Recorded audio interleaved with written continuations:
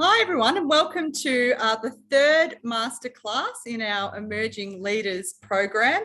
I'm again zooming in from the traditional lands of the Wurundjeri people of the Kulin Nation here in Naarm, and I would like to pay my respect to their elders past and present, and to any Indigenous Australians who might be joining us today. I really hope that you enjoyed the careers chat on Friday with Caitlin and Susanna. I'm sure that those of you who are able to attend got a lot out of that. They're terrific IR practitioners, and I was very sorry that I wasn't able to make it on Friday afternoon. But I'm really delighted to welcome our third speaker for this masterclass, Professor Joanne Wallis. Joanne is one of Australia's leading experts in international security, and in particular is one of the world's leading experts on international relations in the Pacific. And also just an excellent person to have with us for this masterclass. Joanne is a Professor of International Security in the Department of Politics and International Relations at the University of Adelaide, and staggeringly is an author or editor of 7 books, including Constitution Making During State Building and Pacific Power, Australia's Strategy in the Pacific Islands, which was published by Melbourne Uni Press in 2017. Joanne is also the Chief Investigator on a number of government-funded grants, including 2 Australian Research Council discovery projects, as well as a Defence Strategic Policy grant analysing networked security architecture in the Pacific Islands. So we are really fortunate to have Joanne with us because she regularly briefs government agencies, appears before parliamentary committees, participates in strategic dialogues in Australia and internationally, and has taught on Australia's strategic and foreign policy at various forums, including the Australian War College, Department of Defence, Department of Foreign Affairs and Trade, and the Department of Home Affairs. So it is great to have you with us, Joanne. And as with the other masterclasses, Joanne will speak for about 25 minutes or so, and then I will chair the Q&A, and you can write your questions in the chat as we go, or wait until Joanne has finished her presentation and then raise your hand. But Joanne, welcome. Thanks, Beck. I think you should introduce me everywhere. I like that one. Thank you. Very generous of you. And thank you very much for inviting me and everyone here in attendance. I've realised I know only one of you, but hi, Henrietta. But I hope we get a bit of a chance to know each other in the Q&A. So I'll just share my screen with my slides. And hopefully you can now see my slides. So I'm going to be talking this afternoon about how Australian policy is implemented in the Pacific Islands. And I'm going to start off with just a bit of background about why we care about the Pacific Islands and what the Pacific Islands are like. And then I'm going to go through 4 case studies of Australian policy implementation in the region. And we're going to critically analyse them. So what are our interests in the Pacific Islands? Well, you only need to look at a map to know how proximate they are to Australia. They lie to our north and east across our vital air and sea approaches that link us to our trade and defence partners in North America and Northeast Asia. And the Japanese advance during the Second World War illustrated our vulnerability to an external power using the region to launch a direct attack on Australia. Although historians have subsequently uncovered that Japan had no intention to invade Australia at the time, it was illustrative of how hostile power could use the islands as stepping stones towards us. The geopolitics of the Pacific have never been straightforward, but over the last decade, they have become more crowded and complex. In Australia in particular, and the US, our partner, there is heightened concern about increasing Chinese influence in the region. There's the now notorious reports that China was in talks to build a military base in Vanuatu, or in 2019, there were reports that China had leased an island in the Solomon Islands. These reports have sharpened our strategic focus on the region.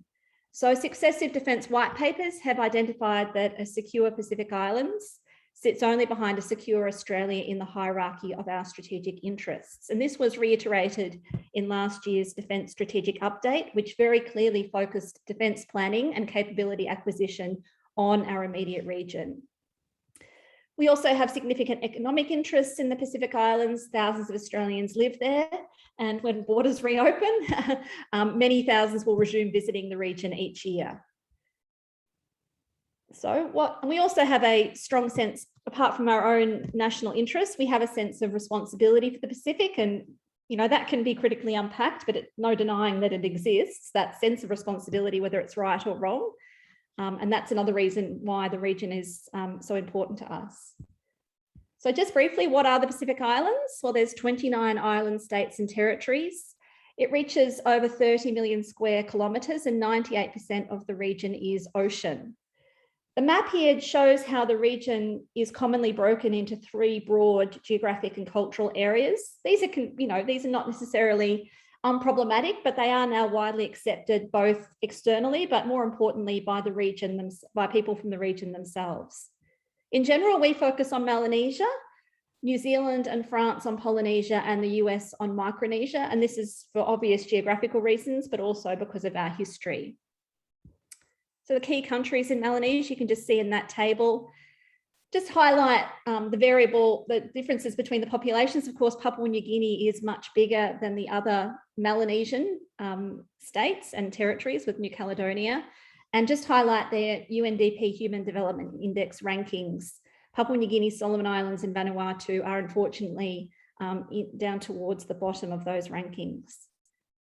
Would also just mention that Melanesian states have very challenging geographies. People live predominantly in rural communities. They're dispersed across a range of landscapes from coral atolls to coastal lowlands to highland valleys. This makes communications, transport, trade, and the provision of public services very challenging. As a result of that geography too, there is extreme cultural and linguistic diversity in the region. So just a bit of context, I was just joking to Beck and Kate before we started, as a typical area studies person, I like to always think about the context before we think about the policy. So many Australian analysts tend to assume that states are the primary political actors in the region. But we need to remember that states are relatively recent inventions in the Pacific. Prior to European colonial contact, all Pacific communities were stateless, in the sense that they didn't have a centralised political or administrative institution that's equivalent to a government.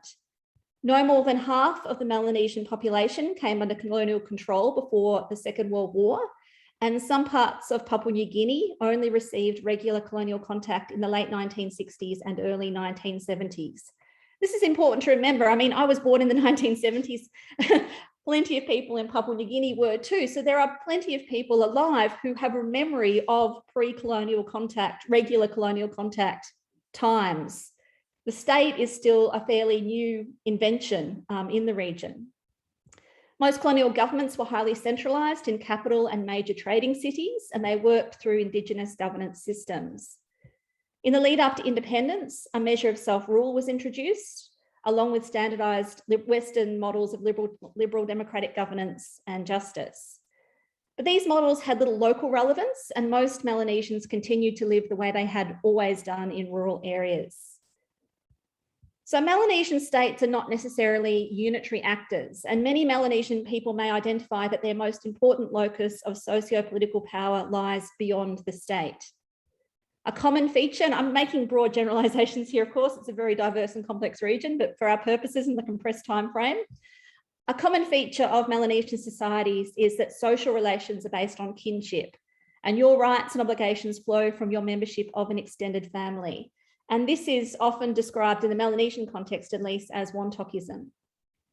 In Melanesian Pidgin, Wontok literally means one who speaks the same language, one talk. But it has expanded to include relations of obligations between relatives, members of the same clan or tribal group, and increasingly looser forms of association. The Wontok system is often a significant provider of social support. And this is important to remember because a lot of Australian discourse on Melanesia uses or treats Wontokism as a negative characteristic, primarily because it claims that it encourages corruption.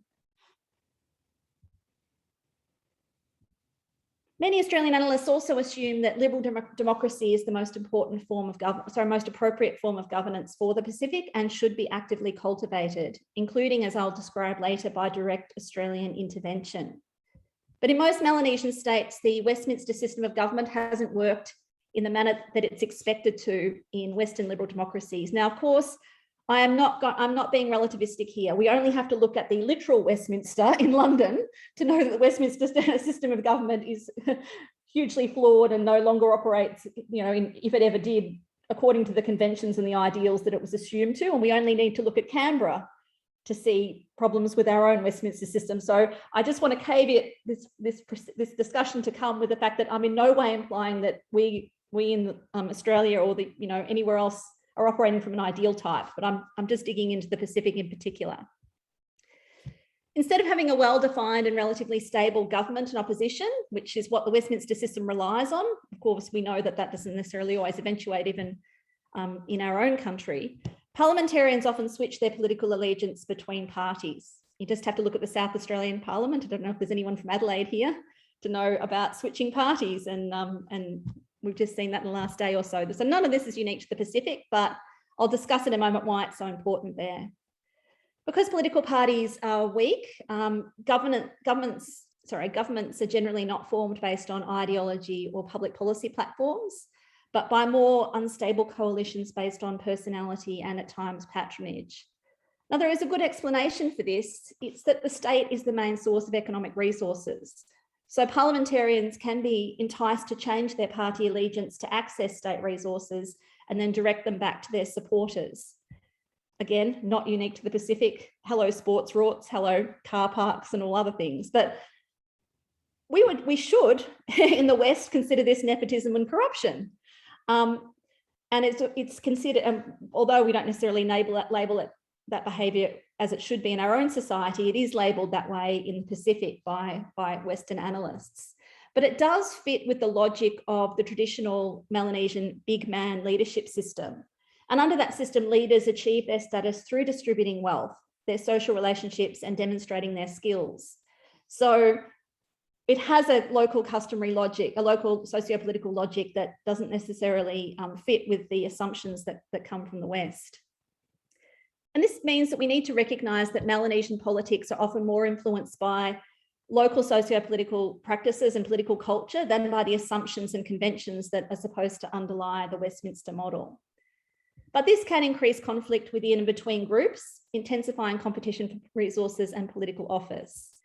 It does also undermine the ability of Melanesian states to deliver public goods and services, and it means that the state's often absent from the lives of many Melanesians. So public services are often poor, and as you saw in the preceding slide, development levels are relatively low. Against that, though, we need to remember that Melanesian societies are highly resilient. So while the state doesn't provide many public goods and services, there is a lot of service provision by the community, at the community level by clans, tribes, churches, and other groups. Melanesian states do struggle economically though. About 80% of Melanesians rely on subsistence agriculture as their main source of food and economic opportunity. And Melanesian states have received more aid per capita than any other part of the world since the 1990s, but it hasn't led to much formal economic growth or many improvements in the lives of many people living in the region. And the World Bank has described this as the Pacific paradox. Melanesian states have had difficulty replacing aid with their own earnings. And when there is a private sector, it tends to be overly reliant on exploiting natural resources, often unsustainably. It's very difficult to develop the private sector in many parts of the region because of the lack of infrastructure, but also, as I described before, the challenging geography. There's also a tendency in Australia and in elsewhere in the West to want to preserve current state borders. So this is why we've always been cautious in Australia about independence movements in the Pacific.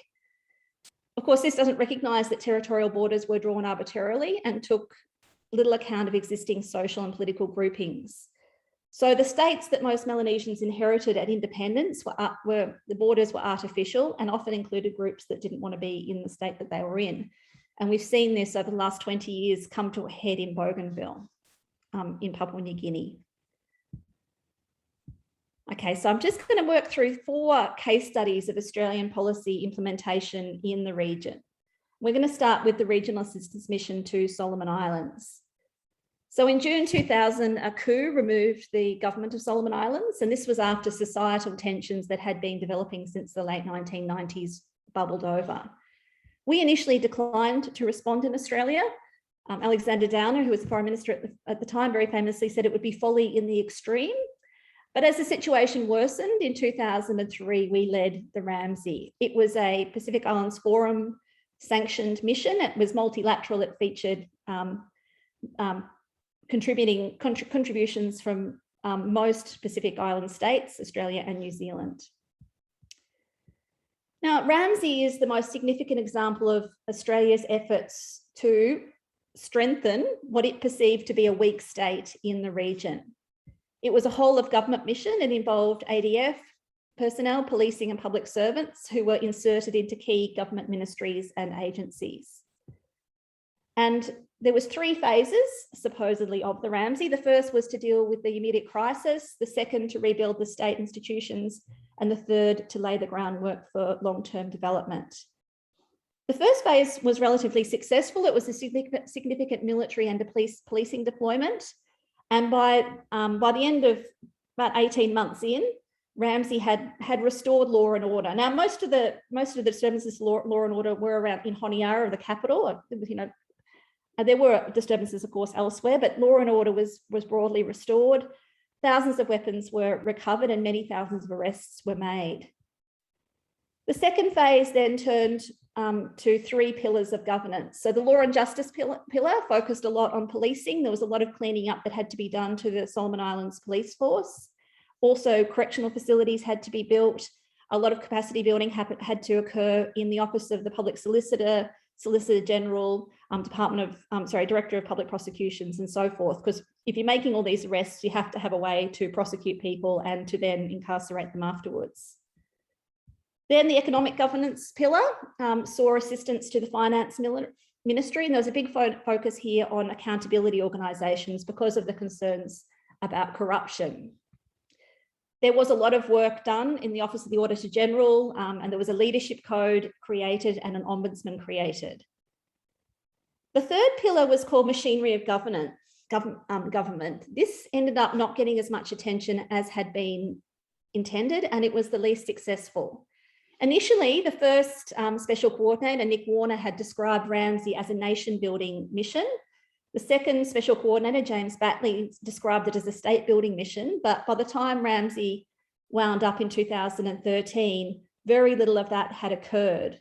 And this was for political sensitivities because, of course, the government, Ramsay was in Solomon Islands at the invitation of the government. As governments changed, Ramsay's relationship with the government ebbed and flowed in terms of how happy the government was to have Ramsay there. So in terms of the outcome, there were several improvements. So as I said, law and order was massively increased. About 25% of the police force were removed. Well over 100 were arrested and prosecuted. Many more recruits were added to the police force. And by the time that Ramsay formally ended in 2013, about 60% of officers who had been in the force had been removed by that time and either prosecuted or just quietly retired. Having said that, it's claimed there was a review of Ramsay conducted at its formal end, and it's been claimed that many of the senior officers in the police force have checkered records and that the police force still faces serious internal problems of ill discipline, absenteeism and non-performance of duties.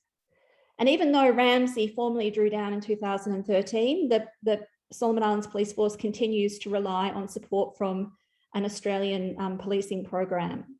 And surveys that were conducted in the lead up to Ramsay being drawn down really revealed that there was very little popular confidence in the Solomon Islands Police Force. Only about a quarter of respondents, and these were very, very wide-ranging surveys that had been funded by the government, Australian government. Only about a quarter of respondents said that they thought that the police force had improved over the period. So, not much confidence. There was confidence in law and order because of the strong presence of Australia, New Zealand and other police forces there, but of course, not much confidence in what would be left there when they left. In respect of economic governance, the Solomon Islands government did reduce its debt, it increased revenue compliance, and it started to be able to pay police, teachers, and public servants. But a lot of the improvements that were brought about are fairly fragile. A lot of the improvements were attributed by the independent review to the activities of public servants from Australia and elsewhere who had been placed in line positions in the Solomon Islands government. And the review found that many of the improvements dissipated when those personnel returned home. There's been formal economic growth, but it's not broad-based. So it's not generating sufficient opportunities for the large young population.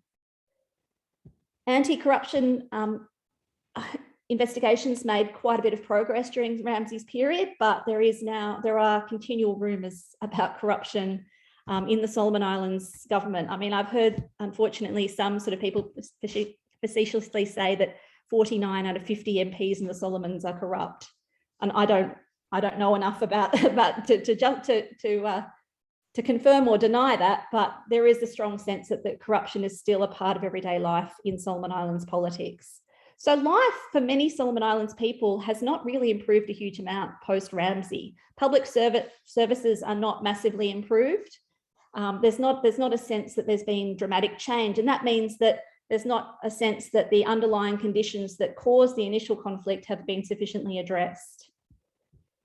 As I mentioned, the efforts on machinery of government were very selective in their impact. This was partly because of the politics meant that they would only accept, the Solomon Islands government would only accept Australian and New Zealand and other personnel in certain ministries. Importantly, Ramsay wasn't able to work with the Office of Prime Minister and Cabinet, and that really restricted the kind of changes, the scope of the changes that they were able to implement. So the independent review at the end of Ramsay found that the poorly designed institutions of statehood remain in place, and that Ramsay constructed, to the extent that it did, unsustainable and unresponsive state institutions. So that's 10 years and many billions of dollars later. Sorry, I'm really racing. Second case study is policing assistance, and Pacific Islands police forces do face a number of challenges, which you probably can guess from what I was saying earlier. There's a struggle to resource police forces, and this really limits the capacity of police forces to do their day-to-day work. So, even pens and paper can be in short supply. So, conducting an investigation is not easy if you can't even, take witness statements and so forth. Fuel for your truck or your ute to be able to get around to conduct investigations is often in short supply. Many police are poorly trained, so they don't have the skills that are required to conduct criminal investigations. Because of the challenges of transport and geography that I mentioned before, it's very difficult for police to cover the territory that they're supposed to be responsible for. So if a crime is committed against you, you might have to walk, you might have to paddle or drive for many hours to get to your nearest police post. And also, because police aren't necessarily present all the time, you then may have to go home and be living next door to the perpetrator of the crime against you, with no real sense that if something happens, a police presence will be there to provide you with support. The police also often face pressure from their wantoks and other relationships, which can test their allegiance to the state when they're performing their work. And that can also influence promotions and advancements, which means that you don't necessarily get the senior levels, the best officers, but maybe the ones that have the best connections.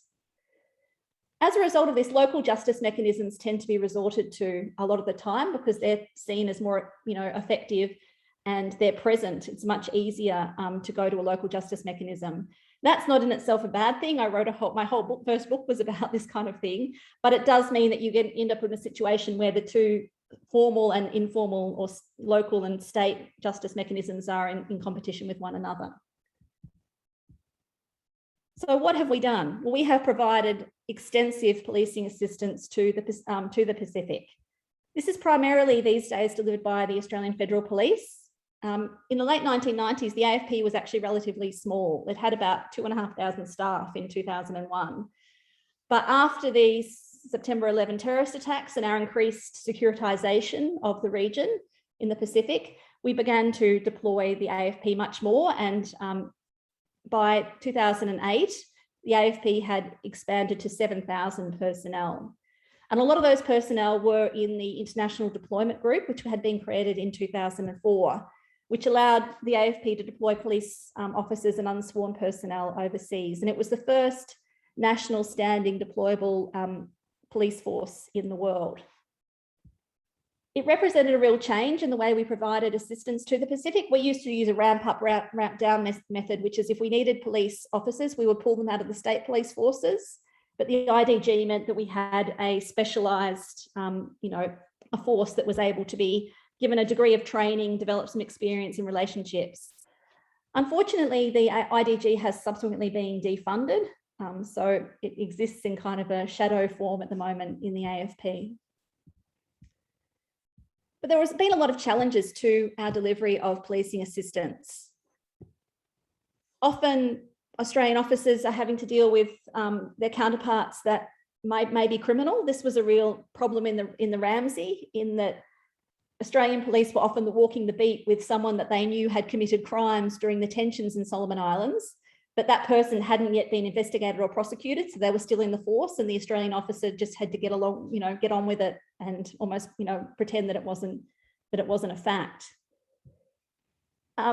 Anthropological studies of police forces, particularly in Papua New Guinea, have shown that violence is much more acceptable in Papua New Guinea in particular by police. And this can really rub up against what should be the model of Australian policing, which is theoretically has a preference for the least force as possible. There's also some often contradictions in the way we provide our assistance, particularly in Papua New Guinea. So it's theoretically there to improve the capacity and performance of the Royal Papua New Guinea Police Force, but it hasn't had a huge amount of influence over changing behaviour. And there was a really stark example of this in 2016 when there were student protests at the University of Papua New Guinea. And Papua New Guinea police allegedly used excessive force in response, including firing live ammunition towards the students. Now, that would not be considered acceptable response. It should not be, at least, response. But that's what happened. But only a few months later, Australia gave that same unit $1 million of new housing. So there are slightly mixed messages. And that a lot of that swings back to questions about why we're actually providing this assistance in the first place. There's a cultural distance between Australian and Papua New Guinea, Pacific Islands police. There's often insufficient language and cultural training provided before police deploy, and sometimes that's just by necessity. They have to deploy at short notice. And that was a real benefit. The IDG there was a real opportunity to start to build up some of that expertise, and that's a shame that it's been disbanded. There's also very big wealth disparities between an Australian police officer and his or her counterpart in the Pacific in terms of pay and conditions. And this, anthropological studies have shown, can give rise to tensions. It's also difficult for Australian police who are deployed only for relatively short periods at a time to engage in community policing and to develop the relationships that is typically required to develop trust and understanding of a situation when you go in and you go out for quite short periods. So Australian policing assistance has led to some improvements in the region, particularly in management of forces. But a lot of the time, these improvements tend to dissipate once the Australian focus on that issue withdraws. In case everyone's getting too depressed, I now have a positive example, which is the Defence Cooperation Program. And this is the main way we deploy our defence assistance to the region. So only PNG, Fiji and Tonga have military forces, but in other Pacific states, we provide the Defence Cooperation Program through elements of their police forces and also through humanitarian and development projects.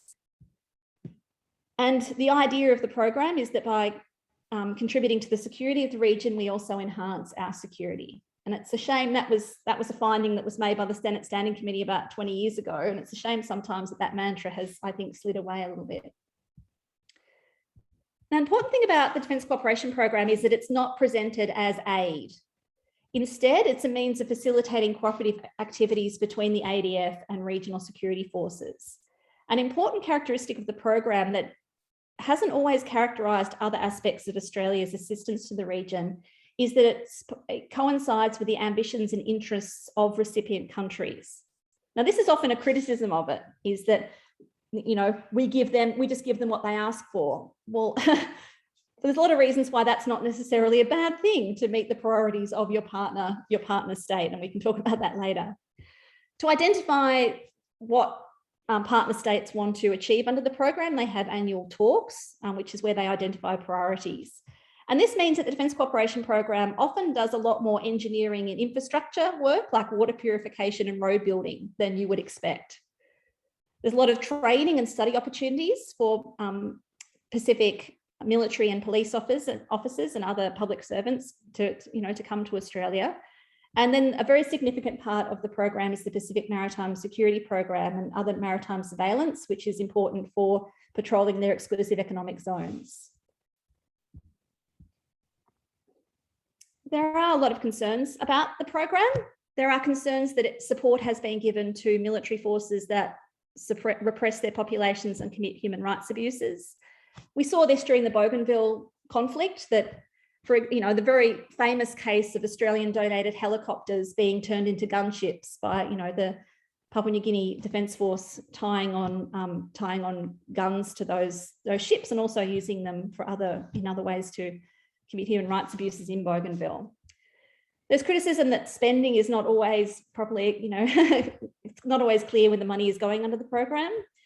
Another criticism is that there's not sufficient links between the spending and defence strategic guidance.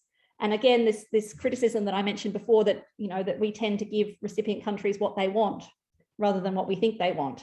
But you can leave it to you to decide whether that's necessarily criticism. But I would argue, and I have argued, that these concerns are outweighed by the benefits of the program. It does have material benefits in terms of improving the capacity of regional security forces. You can see this in Papua New Guinea. I've just mentioned the Bougainville crisis, but more recently, the Papua New Guinea Defence Force is probably the best functioning government agency in Papua New Guinea. Now, whether that's a good thing or a bad thing, if we think about the potential for coups and other things, but there's no doubt that the support that has been given has led to identifiable improvements. Another important aspect of the program are the people-to-people links. This comes from education, it comes from a lot of exercises, it comes from the deployment of ADF in the region for the projects. And a great thing about defence relationships is that they tend to be long-lasting, because you tend to get people deployed again and again, or people on the same courses year after year. And that has really important material benefits for when it comes to deploying Australian personnel in the region, because there's a lot of know-how, but there's also some relationships of trust. It's also, the program is valued by Pacific Island states because of its emphasis on partnership and mutual benefit. And at times we have been able to use this to put some pressure on Pacific states. During the Bougainville crisis, when there was concern about Sandline, which was a mercenary company that had been hired by the Papua New Guinea government to help to suppress the Bougainville conflict, we used the Defence Cooperation Program as a bargaining tool when we were putting pressure on the Chan government in Port Moresby not to proceed with deploying Sandline. So I do argue that in my work that it is, for its faults, and it has, I would argue that the benefits outweigh its faults. And it's also a model for the provision of assistance that is only more recently been deployed elsewhere. In our development assistance, it took us really until about 15 years ago, actually even less than that, before we really started to co-identify priorities with our Pacific partners, rather than just identifying ourselves what we thought they needed. And finally, the Pacific Step Up. I am close to finishing, Beck. So the Pacific Step Up is our current Australian policy towards the Pacific. It was announced, well, it was fleshed out in 2018 by Prime Minister Scott Morrison. It has 3 pillars: the economics, as you can see there, security, and people-to-people links. I'm conscious of time, I won't go into it in huge amount of detail, but you can see one of the important aspects of the programming for the economic prosperity is the labour mobility scheme. So that's been really valuable, bringing Pacific workers here. In no means a perfect scheme, but given that studies have consistently shown that that is far more economically productive and has a far higher developmental impact, bringing workers sending remittances and labour mobility than does traditional foreign aid. It's a hugely important scheme, and just as it deserves expansion rather than over anything else. Security, you can see that there's $500 million for resilience in response to climate change. We can talk about that perhaps in the Q&A, Australia's response to climate change. The people-to-people links has actually disappeared from the DFAT website, but it was part of the initial step up. You can find it if you dig around on the DFAT website, you can still find shards of it.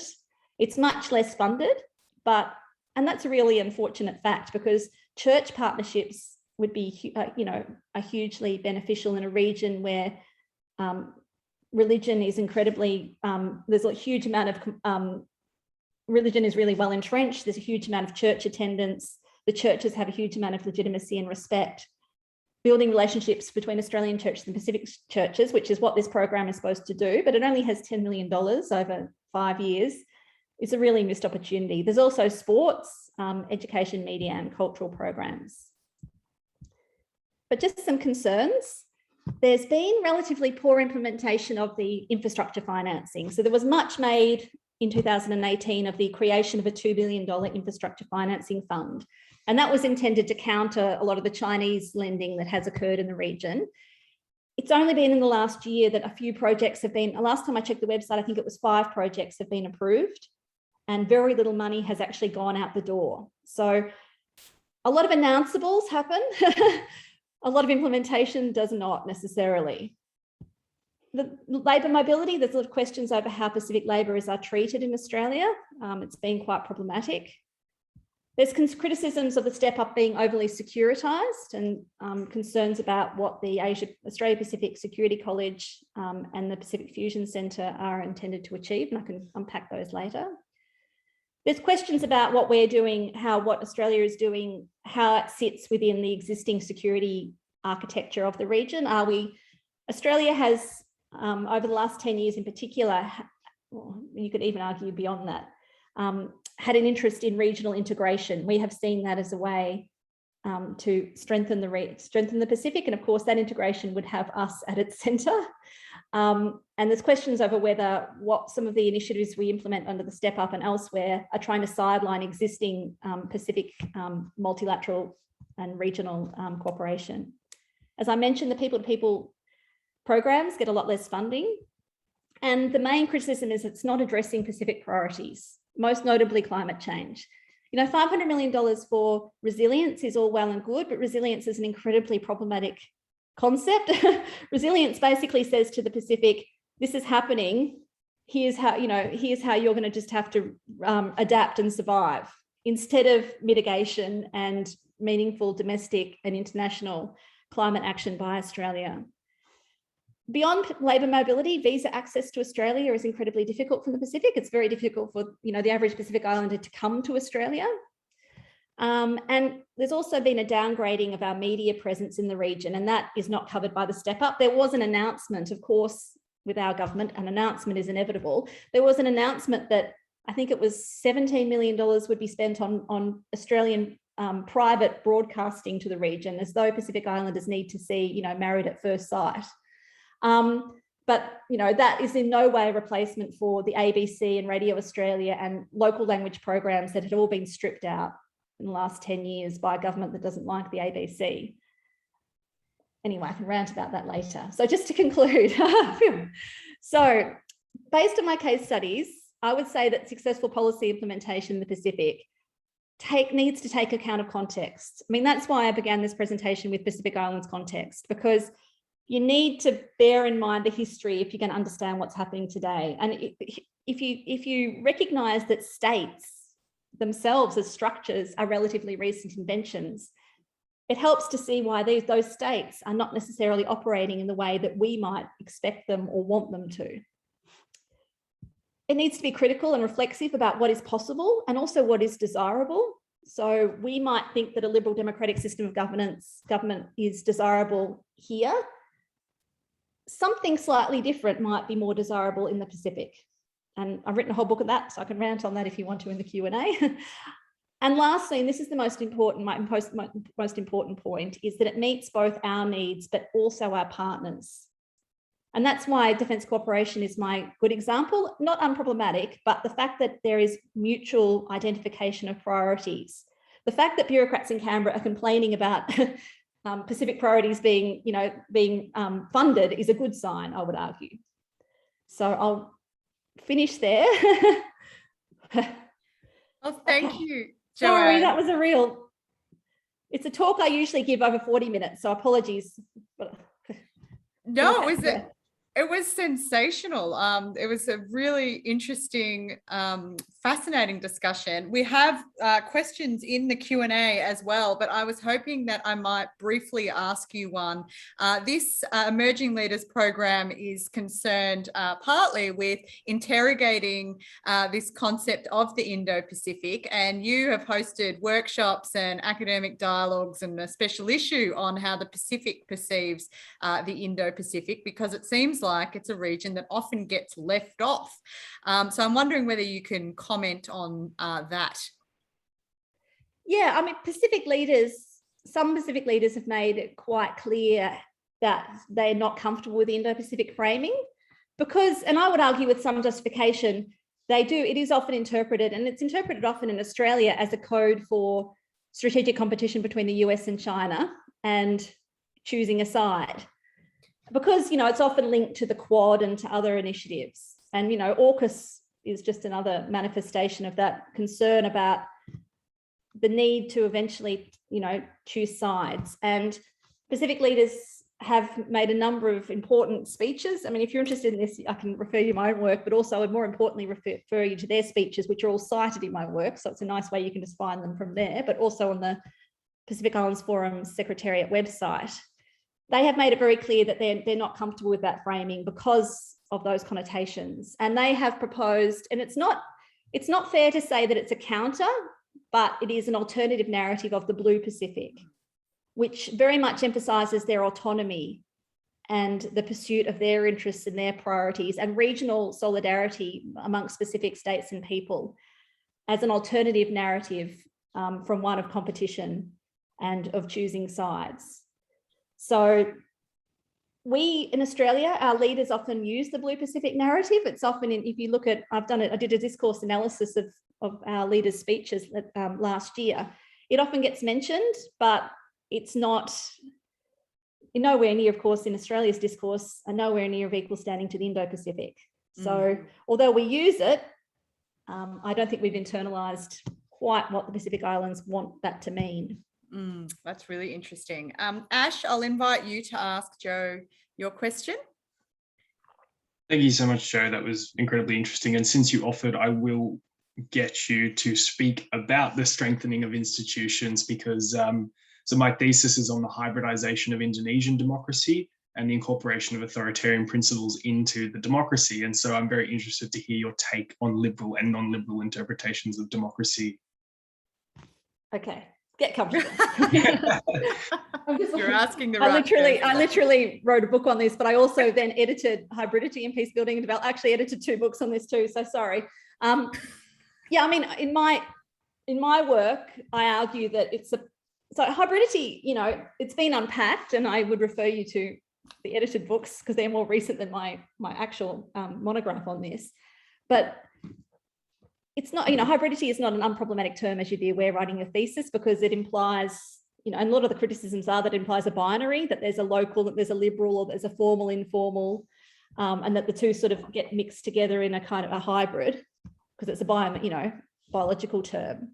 But even if you don't necessarily use that term, I think there's a huge scope, and I've argued this in my work about the Pacific, for better engagement and recognition of the existing local socio-political practices and governance structures, because for all the reasons I outlined, and you would know this in the Indonesian context, there are huge parts of the region that are just untouched by the state, where people are living essentially on a day-to-day basis as under governance structures that are a descendant of ones that they have been living under for many hundreds of years, if not thousands of years. And for a lot of people, that is the most legitimate source of authority. So rather than trying to, and when I do a lot of work in Timor-Leste, and I remember when I was doing my PhD field work there many, many years ago, someone from the World Bank saying, oh, we've got to break these local practices. And a Timorese leader saying to me, oh, they're back in the dark ages. This was a Timorese leader from the diaspora who'd come back after 1999. But, you know, you'd only have to look at the huge number of failed state building missions in the last 2 decades to know that you can't break what's there and what is legitimate. You're much better to work with it. And Bougainville is quite a good model of how this can work at a local level. So there, that, you know, as in most parts of the Pacific, you live in a hamlet, and then within that hamlet is part of an administrative village. They have local governance mechanisms at both hamlet and village level that combine what would be described as democratic principles. So, and you know, you see this in Timor too. In Timor, they have elections for their local leaders, but they also have those local leaders, or there's also space for local leaders, so local spiritual leaders. There's also space within the actual operation of the government for recognising local practices of consultation, consensus, and so forth. That works a lot better than trying to shoehorn in a model that just has no local resonance. It's much better working with what is there, is what I argue in my book. And encouragingly, Australia is actually getting much better at this. So in Timor, we fund through, of course, the way Australia works, we fund it through a private contractor, provision of governance assistance through Cardno, provision of governance assistance to the village, the local village governments. And I haven't been to Timor for several years because I've had a few babies, but when I was there doing field work on this a few years before my first child, it was working quite well because, you know, you're recognising what's there. It doesn't necessarily, but it's, you know, this is not unproblematic, and I wouldn't want to romanticize it because some of these practices are also problematic in terms of the space they give for young people, for women. They can be quite exclusionary. And also local elites at central government level can be quite wary and not necessarily enthusiastic about this approach because quite obviously it takes power away from the centre. So, you know, you see in somewhere like Timor that these governments aren't working too badly at village level in terms of identifying priorities for development projects, but they feed that up to the central, they feed it up to their district, and the district then feeds it up to the government in Dili, but the government in Dili often overrides what their priorities are. So you'll get a road to nowhere rather than, you know, a new market, which is what the people actually decided that they needed. So it's not perfect, but I still think it's much more realistic. Sorry, long answer. No, thank you very much. Archie, would you like to ask your question? Yeah, thanks for your presentation, Joanne. So my question touches on communications. So you earlier spoke about the downgrading of the Australian media presence, but also just in terms when it comes to informing audiences here in Australia about the work that we're doing in the Pacific. So just again, going back to the work under the step up under the 3 pillars of economic security, development. What can we do better to raise awareness about the different activities and investments that Australia is making in the Pacific amongst the communities here, and to sort of build support to continue providing more support in the region? Yes, there's very low Pacific literacy in Australia. There's only really the ANU that has any kind of meaningful Pacific studies program. You might get courses on the Pacific, maybe in anthropology departments at some, you know, I mean, I know at Uni Adelaide, we have some anthropologists who work in the Pacific and international development academics. So you might get some content in those kind of courses, but there's very, you know, you probably all sailed through your undergrad degrees with no real meaningful courses offered on, you know, Pacific politics or Australia's role in the Pacific. So it's a real problem. And I have made this argument to DFAT before. And, you know, it's actually a really small amount of money that they would have to spend in government funding terms just to fund a few years. When I was at the ANU before I came to Uni Adelaide last year, and I proposed and started a course on security in the Pacific Islands. And because it's the ANU and it has lots of money, it was able to support that course for a few years of low enrollments before it built up. You know, my first year running it, I had 30 students, which is not viable for an undergrad course at at most unis, especially in the current environment. By the time I left, it had 180 students. But, I've said to DFAT, why not just fund a few years? Henrietta has tutored in it, 208 students, she says now. But, why not just fund it? Why not pick one or two unis in every Australian capital city and say, we will fund, we'll give you 3 or 4 years of funding to get a course going to improve literacy. Now, of course, you can look much beyond universities. It's amazing how little understanding there is in Australia about history in the region. And Sean Dorney, who's a very famous Australian journalist who spent a long time in the Pacific, published a really nice book with Lowy a few years ago called The Embarrassed Colonialist.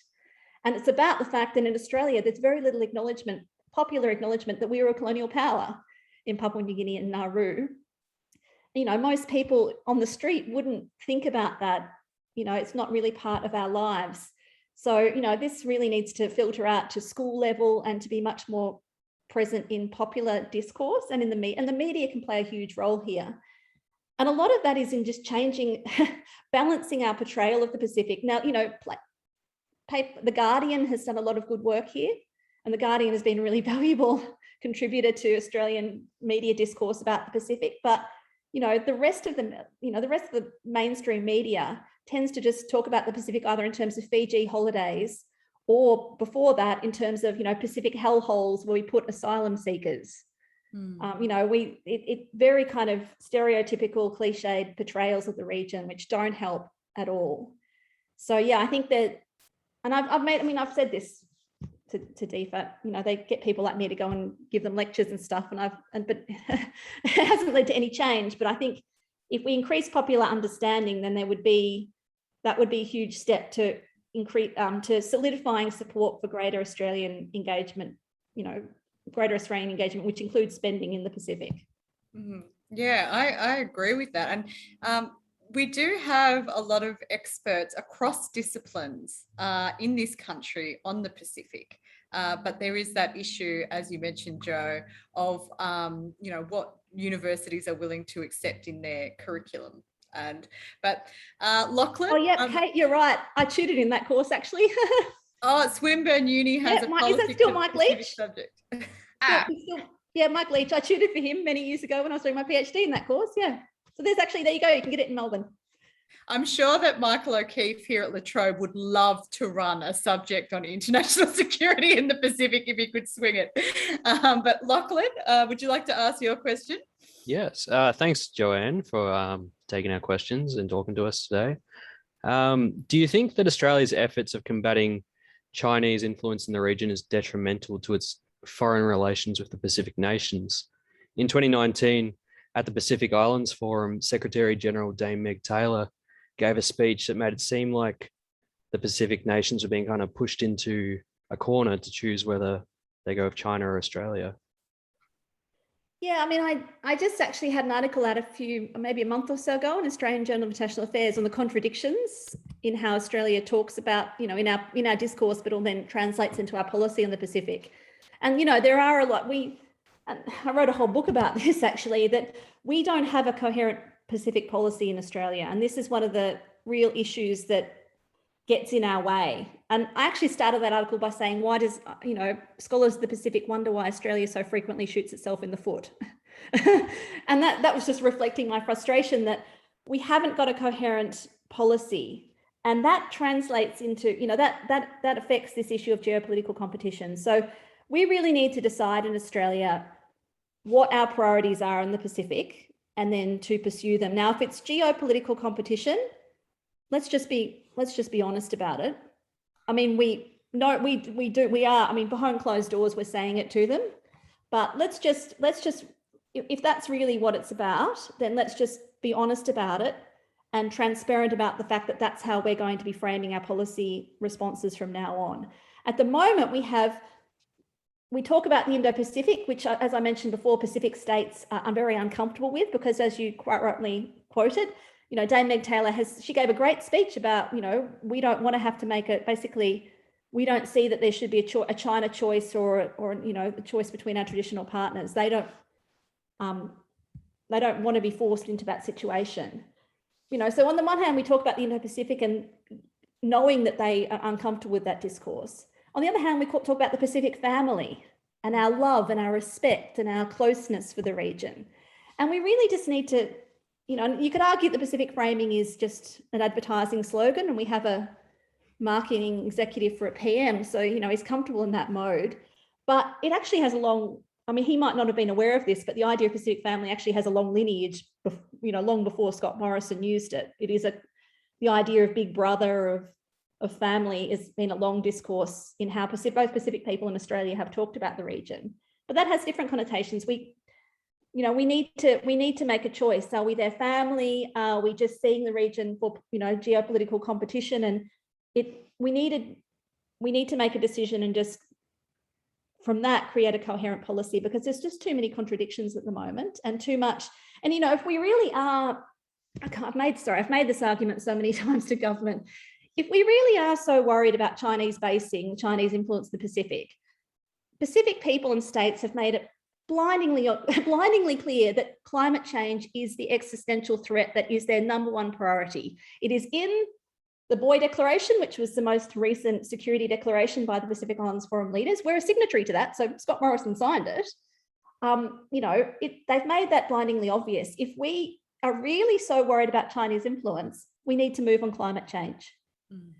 So this is one of my frustrations is, you know, everything, in many ways, what we do is just counterproductive. We can throw money at one issue, but if we're not addressing their key existential issue, then all the money we throw at everything else is really just for naught, because we're not showing good faith.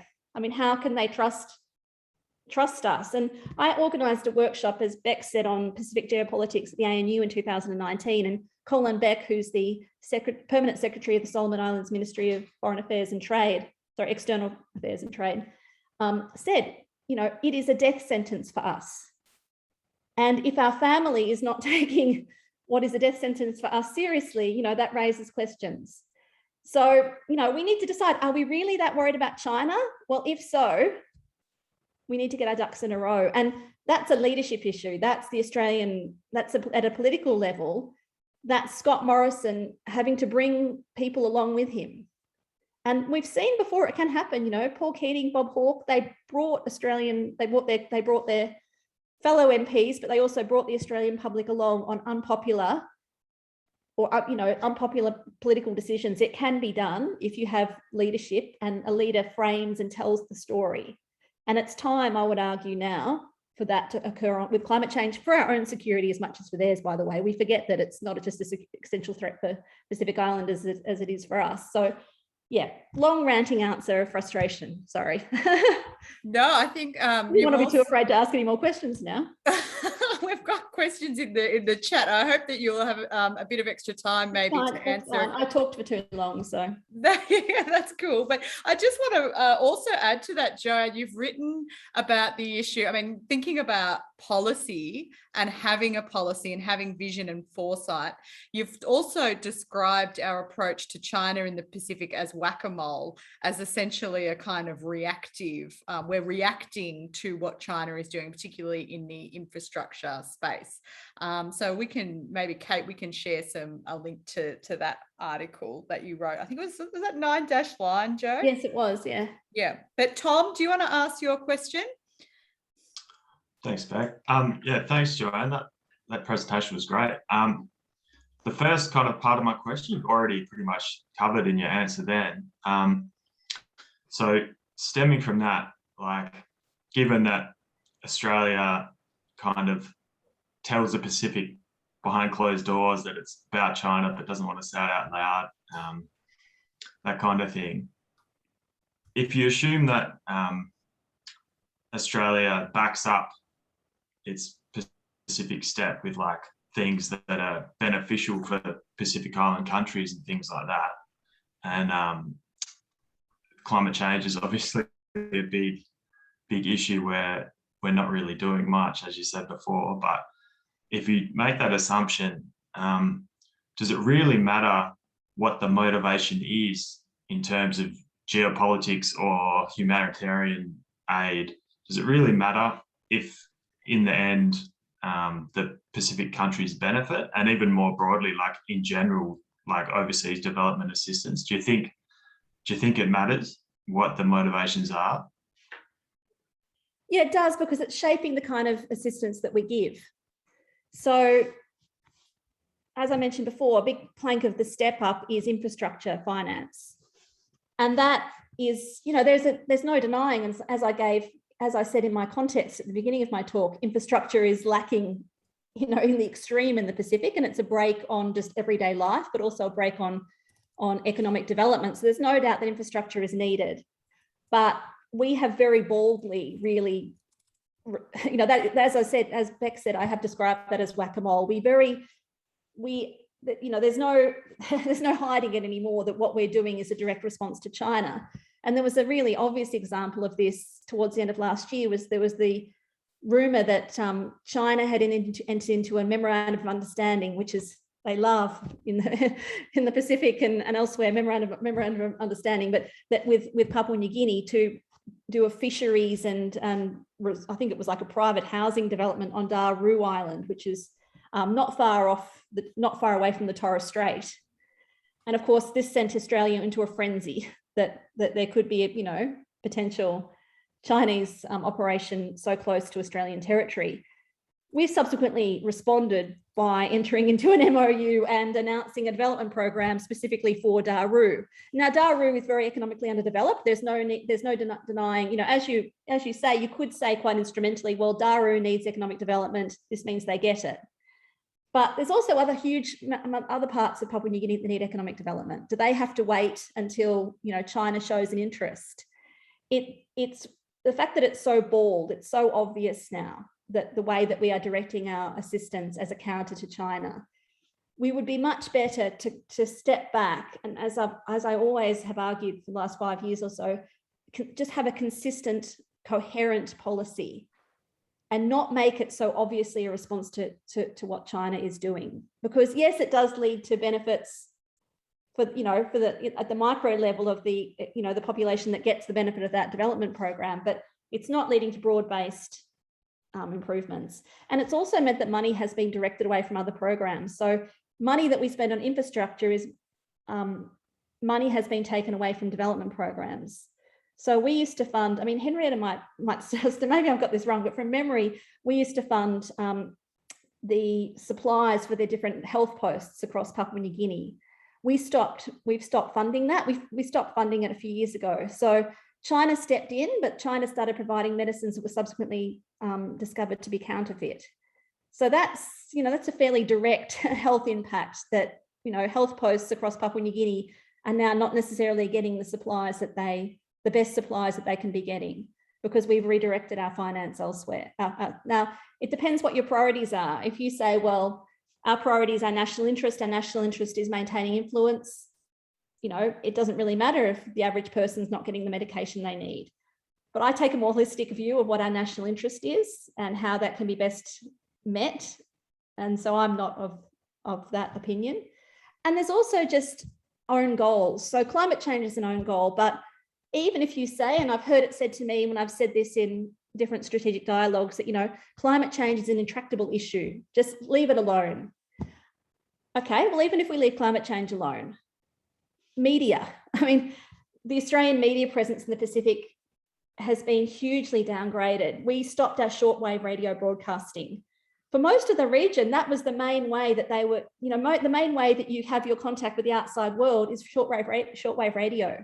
So for many decades, the main contact that many people had in rural and remote Papua New Guinea and elsewhere, the main contact they had was via shortwave radio broadcast by Australia, with Australian ideas, Australian voices, often Australian voices speaking Pacific languages. The fact that that has been axed, and a lot of those shortwave broadcasting frequencies taken up by Chinese broadcasting now, it's just a huge own goal. There's now Pacific people, there was an inquiry, there was a standing committee inquiry into this in the Parliament. And if you're interested, you can read the submissions by a lot of the Pacific leaders. And a group of Pacific leaders wrote a letter to Julie Bishop, who was the foreign minister at the time, saying, do you really understand what you've done? When we grew up, the voices we heard, the ideas we heard were Australian. our children are going to be growing up now, not hearing those voices and maybe hearing Chinese voices and Chinese ideas. It's just, I mean, these things, and these are not big dollars. I think at the time that it was axed, it was $20 million a year, Pacific shortwave radio broadcasting. Now you think about $90 billion submarine program, $20 million is just, it's, you know, it's change that's found down the back of the couch at Defence.